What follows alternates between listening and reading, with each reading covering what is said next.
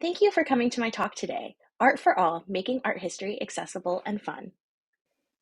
My name is Analisa Reed, and I'm the founder of Accessible Art History, a digital humanities online project. I have a master's in secondary education with an emphasis in the humanities, and I'm currently a master's student in art history and visual culture at Lindenwood University. Accessible Art History is a digital humanities platform that aims to bring the excitement of learning about art and history to anyone that's curious. By leveraging social media platforms, Accessible Art History meets people where they are to engage them in learning about a variety of art historical topics. I started Accessible Art History in 2019 simply because I was bored at work one day. I thought about making a YouTube channel and figured that my passion for art history could maybe find a few people in that corner of the internet to watch. This evolved in 2022 when I went to a conference about digital humanities and discovered the subject. Therefore, I have four core missions when I'm creating art history content through Accessible Art History to reach people. My first goal is to make art history fun. Art history is a story of creation, of people, of our shared humanity, and I want to bring that in an accessible way to anyone who's curious. I want to democratize education.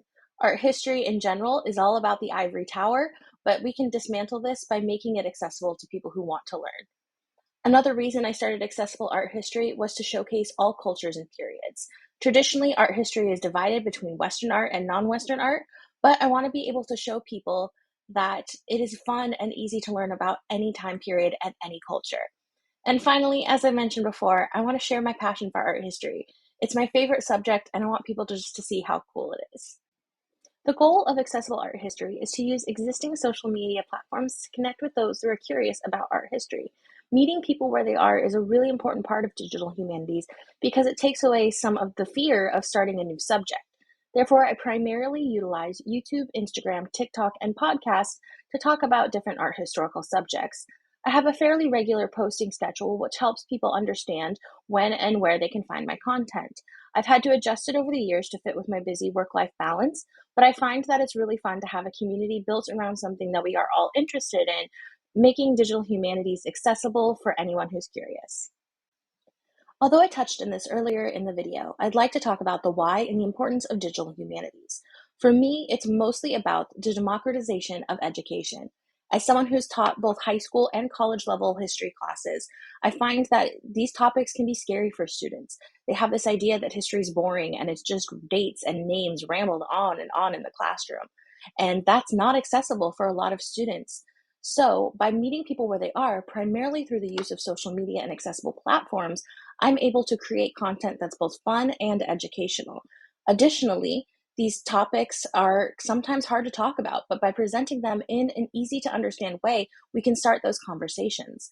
Finally, if there's an accessibility issue, for example, students that are hard of hearing, these platforms automatically allow me to create and edit captions so that they can read what I'm saying. And I also usually post the transcripts or have YouTube create transcripts for me so that they can read through and add them to the notes.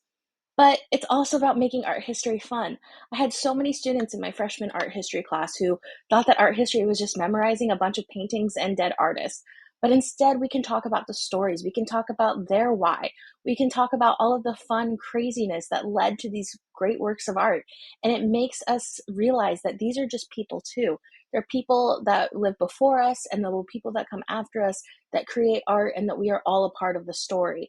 It's breaking down those barriers and that ivory tower of art history and instead making it something that everybody can enjoy.